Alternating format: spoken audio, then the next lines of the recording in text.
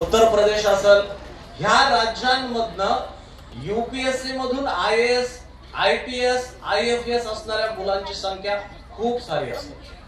आपण मात्र त्याच्यात मागे असायचो. आपण मागे असण्याचं एकमेव कारण होतं की आपण सुरुवात उशिरा करायचो. ज्यावेळेस आम्ही ग्रॅज्युएशन पूर्ण करायचो, ग्रॅज्युएशन पूर्ण झाल्यावर आम्ही काय करायचं हा प्रश्न आम्हाला पडायचा. मग आम्ही परीक्षा द्यायचो.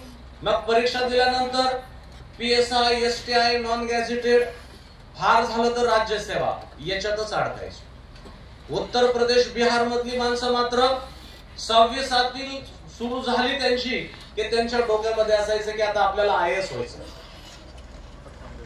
मग आपल्या महाराष्ट्रामध्ये आपण उशिरा सुरू करायचं म्हणजे आपल्याला याच्यात प्रमाण कमी मिळायचं यशामध्ये. नंतर महाराष्ट्र शासनाने नवोदय सारख्या परीक्षा असतील, स्कॉलरशिप सारख्या परीक्षा असतील सुरू केल्या.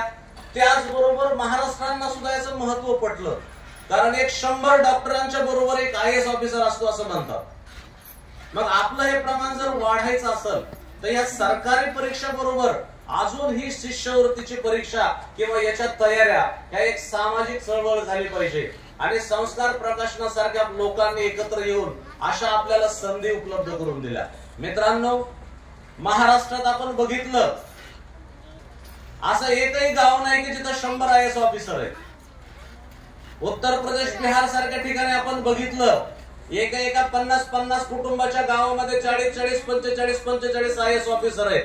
आणि भारताची जर पूर्ण ब्युरोक्रेसी बघितली तर या ब्युरोक्रेसीमध्ये या 2 राज्याचं प्रमाण अतिशय उल्लेखनीय आहे आणि आपण मात्र मागे आहोत.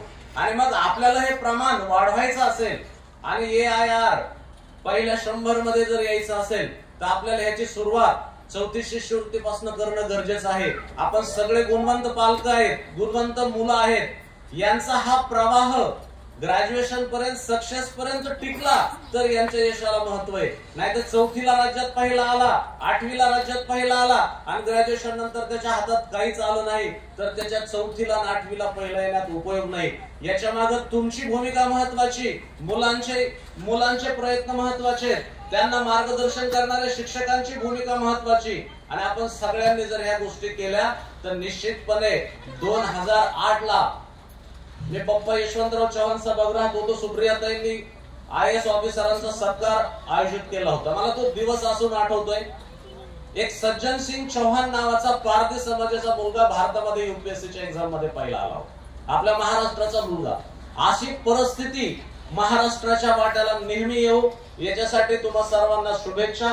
या ठिकाणी मला बोलावलं, माझा सत्कार केला, त्याबद्दल मी जाधव सरांचे आणि त्यांच्या संस्कार प्रकाशनाचे या ठिकाणी आभार मानतो आणि अधिक न बोलता या ठिकाणी थांबतो. यानंतर सन्माननीय